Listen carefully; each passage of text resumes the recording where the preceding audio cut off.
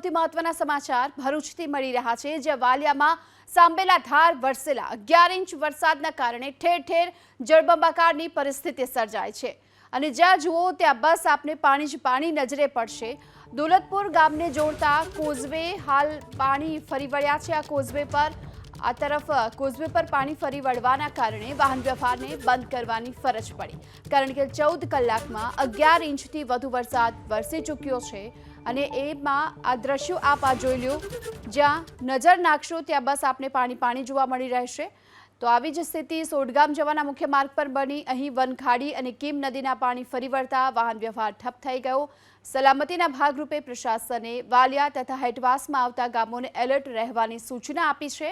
આ તરફ ભારે વરસાદથી આજે ભરૂચના વાલિયા અને નેત્રંગ તાલુકાની શાળાઓમાં રજા જાહેર કરી દેવાઈ।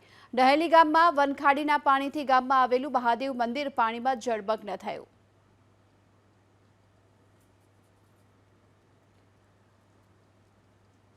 તો 14 કલાકમાં 11 ઇંચથી વધુ વરસાદ ખાબકી ચૂક્યો છે અને તેના કારણે જ્યાં જુઓ ત્યાં બસ પાણી જ પાણી જોવા મળી રહ્યું છે।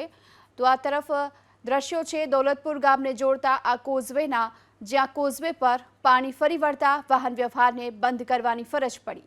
જો કે આ જ પ્રકારની સ્થિતિ સોડગામ જવાના મુખ્ય માર્ગ પર પણ જોવા મળી રહી છે।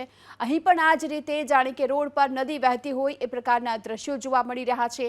વનખાડી અને કીમ નદીના પાણી અહીં ફરી વળ્યા, તેના કારણે વાહન વ્યવહારને અસર પહોંચી છે। કેટલીક જગ્યાઓ પર રોડ પણ તૂટી ગયા છે, જેને લઈને વાહન વ્યવહારને હાલ બંધ કરવાની પણ ફરજ પડી છે।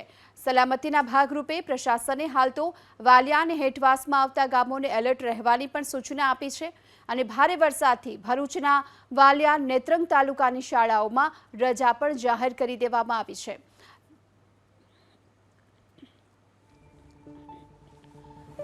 તો આ તરફ ભરૂચના વાલિયામાં સાંબેલાધાર 11 ઇંચ વરસાદથી પાણી થઈ ચૂક્યું છે અને 11 ઇંચ વરસાદના કારણે સોડ અને ગોડગામના કેટલાક વિસ્તારો હાલ તો જળમગ્ન થઈ ચૂક્યા છે।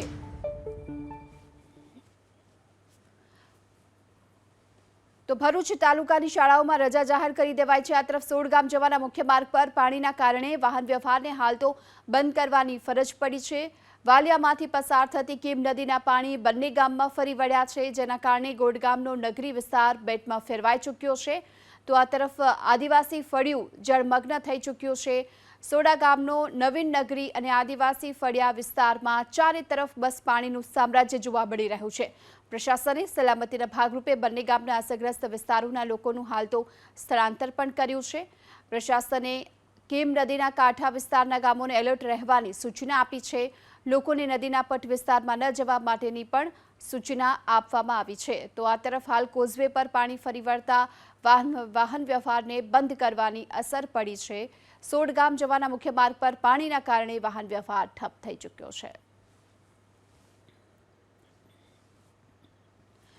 તો વાલિયામાં એક જ રાતમાં 12 ઇંચથી વધુ વરસાદના કારણે સોડગામ અને ગોડગામ અત્યારે પાણીમાં ગરકાવ થઈ ચૂક્યા છે અને બંને વિસ્તારોમાં જ્યાં નજર નાખશો ત્યાં બસ પાણી જ પાણી, એટલે કે સ્થળ ત્યાં જળની સ્થિતિ આ પ્રકારની જોવા મળી રહી છે સોડગામ અને ગોડગામની, કારણ કે 12 ઇંચ વરસાદના કારણે જળબંબાકારની આ સ્થિતિ આપ જોઈ લો કે કયા પ્રકારે અહીં કીમ નદીના પાણી છે બંને ગામમાં ફરી વળ્યા છે અને તેના કારણે લોકોને પારાવાર મુશ્કેલીનો સામનો કરવાનો વારો આવ્યો। ગોડગામનો નગરી વિસ્તાર તો હાલ બેટમાં ફેરવાઈ ચૂક્યો છે। આ તરફ નવીન નગરી, આદિવાસી ફળિયું સહિતના અનેક વિસ્તારો એવા છે જે જળમગ્ન થઈ ચૂક્યા છે। પ્રશાસને હાલ તો આ બંને ગામના અસરગ્રસ્ત વિસ્તારોના લોકોનું સ્થળાંતર કરી દીધું છે। સાથોસાથ કીમ નદીના કાંઠા વિસ્તારના ગામોને પણ હાલ તો એલર્ટ રહેવા માટેની સૂચના પણ કરી દેવાઈ છે। લોકોને નદીના પટના વિસ્તારમાં ન જવા માટે પણ પ્રશાસને અપીલ કરી છે। વાલિયામાં એક જ રાતમાં 12 ઇંચ વરસાદના કારણે સમગ્ર પંથકમાં જળબંબાકારની સ્થિતિ જોવા મળી રહી છે।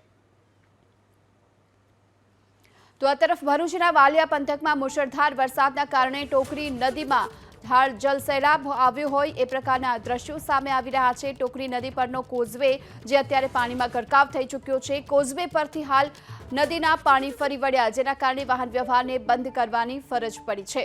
ટોકરી નદી પરનો કોઝવે પાણીમાં ગરકાવ થઈ ચૂક્યો છે અને અહીં વાહન વ્યવહારને બંધ કરવાની ફરજ પડી છે। કોઝવે પર નદીના પાણી ફરી વળતા કોઝવે સંપૂર્ણ પાણીમાં ગરકાવ થયો। તો ભરૂચમાં હાલ જે પ્રકારની સ્થિતિ જોવામાં આવી રહી છે જળબંબાકારની વધુ વિગતો મેળવીએ સંવાદદાતા યોગેશ પરીખ આપણી સાથે જોડાઈ ચૂક્યા છે। યોગેશ, અત્યારે કયા કયા વિસ્તારો જળમગ્ન જોવા મળી રહ્યા છે, શું સ્થિતિ? જી, ભરૂચની વાત કરીએ તો અત્યારે તત્ર સર્વત્ર જળ દેખાઈ રહ્યું છે। વાલિયા તાલુકા, વાલિયા અને નેત્રંગ તાલુકામાં 11 ઇંચથી વધુ વરસાદ ખાબક્યો છે, જેના કારણે જે અંતરિયાળ ગામડાઓ છે એમના જવાનો જે માર્ગ છે એની પર પાણી ફરી વળ્યા છે। જે ટોકરી નદી છે, તદુપરાંત જે વનખાડી છે અને કીમ નદી છે એની નજીકના જે ગામો આવેલા છે, જે નદીપાટમાં જે ગામો આવેલા છે એમને ખાલી કરવાની સૂચના આપવામાં આવી છે। ડેલી, સોળગામ અને જે દોલતપુરા ગામ છે ત્યાં જવાના માર્ગ પણ બંધ થઈ ગયા છે। વાલિયાથી જે સુરત તરફ જવાનો, માંગરોળ થઈને સુરત તરફ જવાનો જે માર્ગ છે એને પણ બંધ કરવાના આદેશ આપવામાં આવ્યા છે। વહેલી સવારે વરસાદને ધ્યાનમાં રાખતા જે જિલ્લા શિક્ષણ અધિકારી છે એમના તરફથી વાલિયા અને નેત્રંગ તાલુકાની શાળાઓને પણ રજા આપવામાં આવી છે। જી, આભાર આપનો આ સમગ્ર માહિતી બદલ। તો વનખાડી અને કીમ નદીના પાણી હાલ તો ગામો સુધી પહોંચી ચૂક્યા છે અને તેના કારણે વાલિયાના આસપાસના ગ્રામ્ય પંથકોમાં જળબંબાકારની આ સ્થિતિ જોવામાં આવી રહી છે। માંગરોળ, અંકલેશ્વરના માર્ગ ઉપર પણ અત્યારે પાણી ભરાયેલા જોવા મળી રહ્યા છે।